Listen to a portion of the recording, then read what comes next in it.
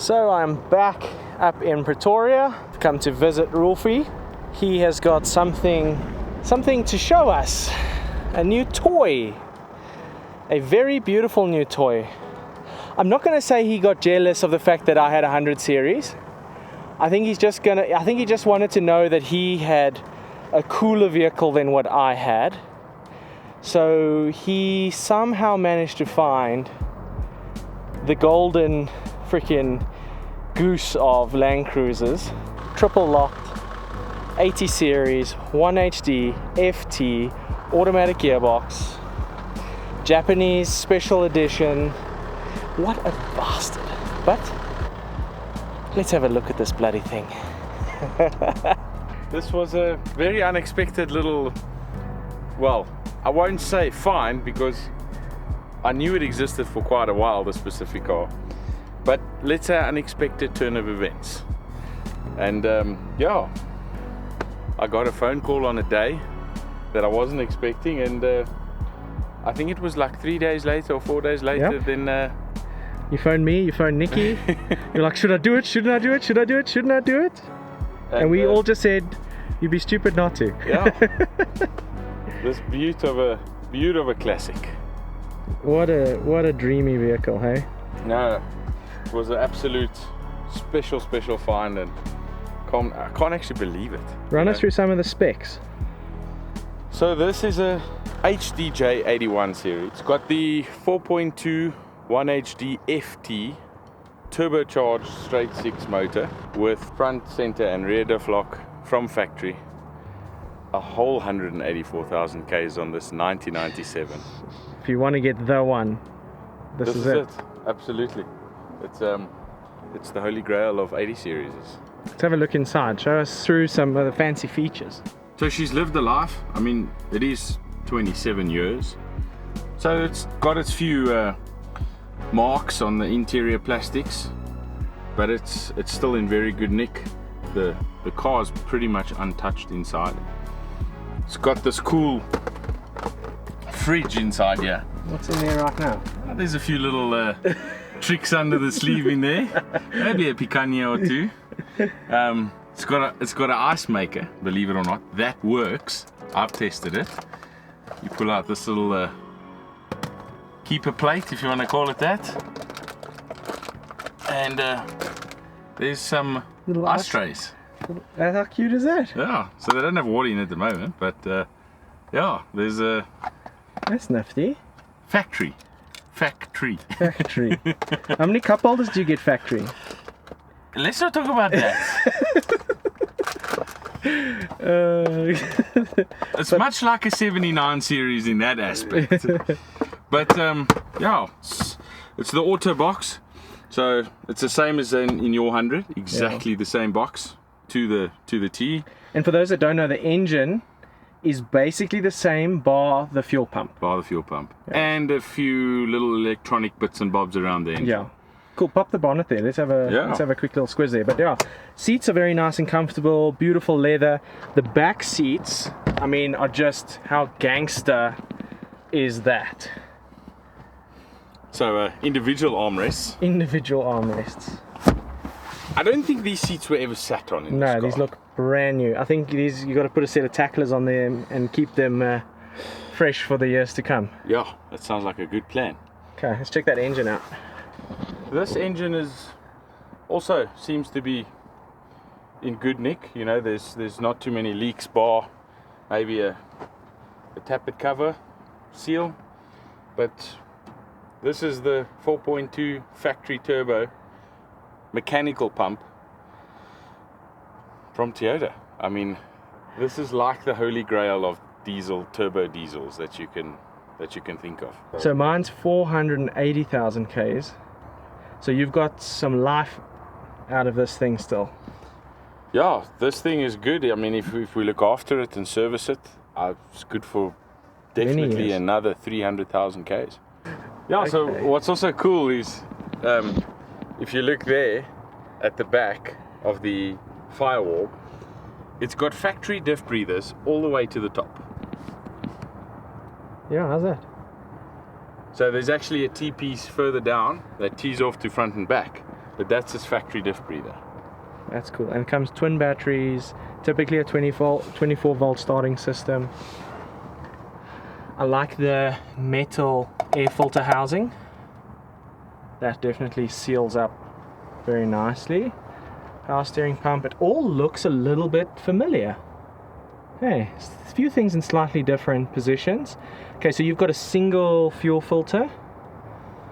Yeah, so this is factory, just got the single fuel filter.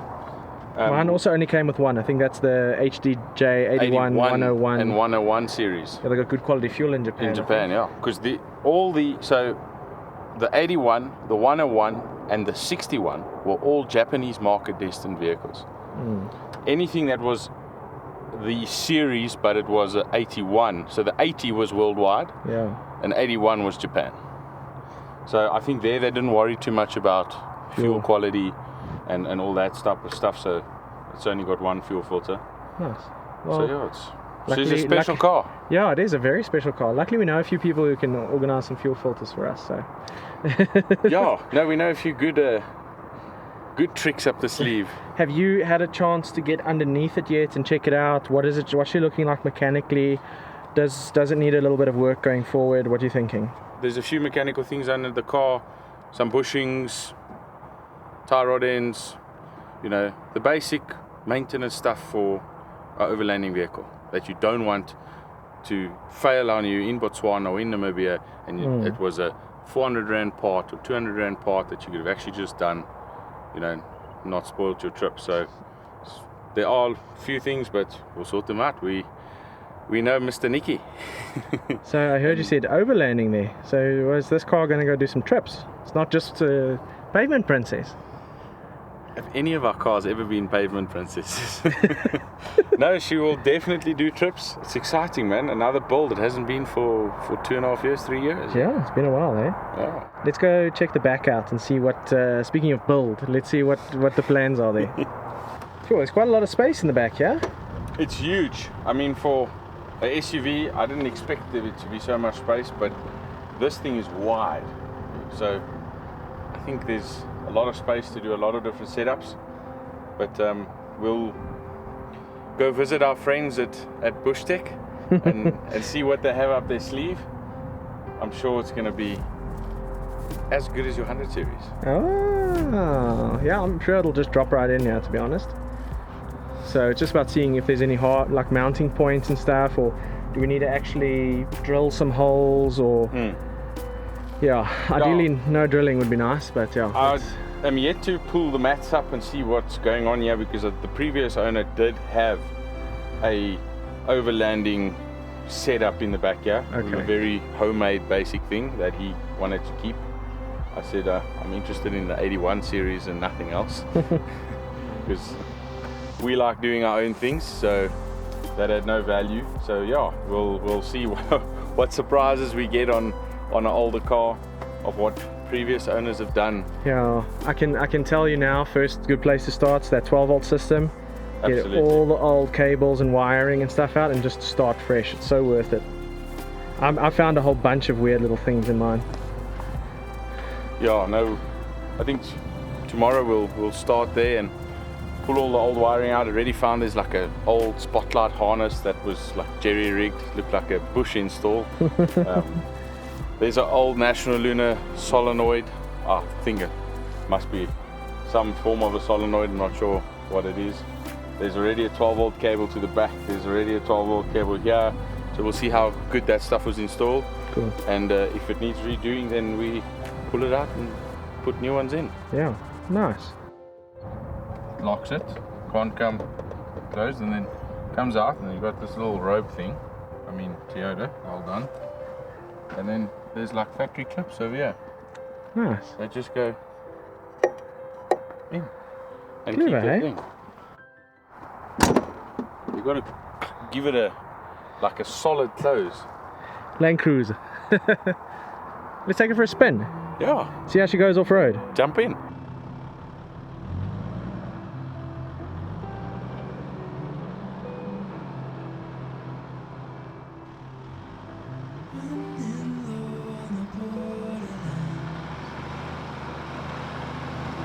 Tell me that you're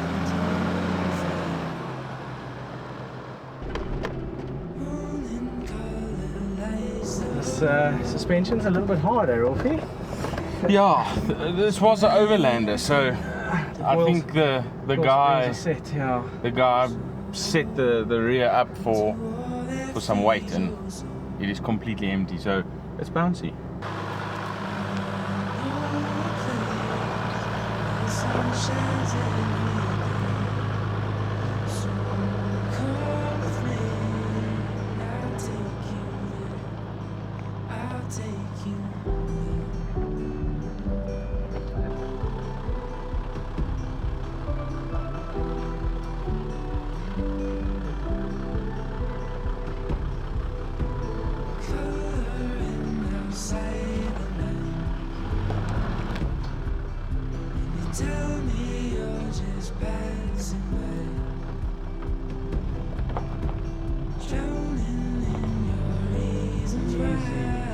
You know, the things I say about these 80s and how much they flex, I mean, we actually haven't had a vehicle in our fleet that is a really, really purpose-built off-roading vehicle. We've got, you know, pickups that are good off-road, but they're designed to carry a load. And even my 100 series is not like a die-hard off-road vehicle like this 80. This thing flexes like something completely different. You see, that's what's different between this and a 79 or a Hilux. Yeah. Those are mules. Yeah. Meant to carry a ton. Hard work, long distance, tough terrain, they can do it. But this thing just does, it's in a league of its own. Yeah, it can't carry the weight that the others can, but it can do that. Yeah. No, so absolutely. Horses for courses. Absolutely. Yeah. Now, but I have to kit out my 100, get triple locked on the 100 so I can follow you wherever this thing goes, and then I'll still run out of legs. Yes.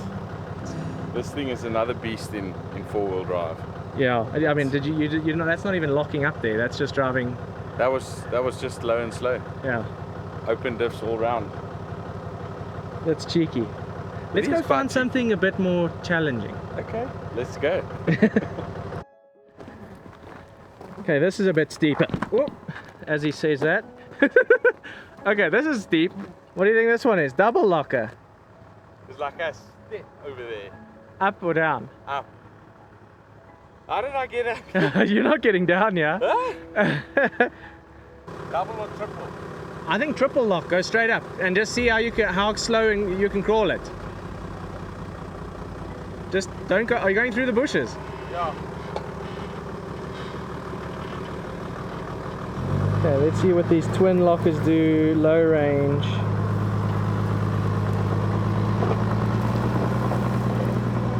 Oh gosh, look at that. I mean, that's a joke. That's a joke. That is really steep. Oh. There's his side steps gone. Day one, Roelf, and you've ruined the side steps.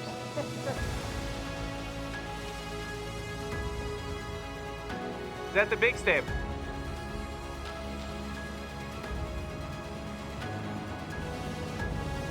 Off into the sunset you go. The 80 series Landcruiser. Living the dream. There it goes. Okay, well. Well, look. There's another old cruiser added to the fleet.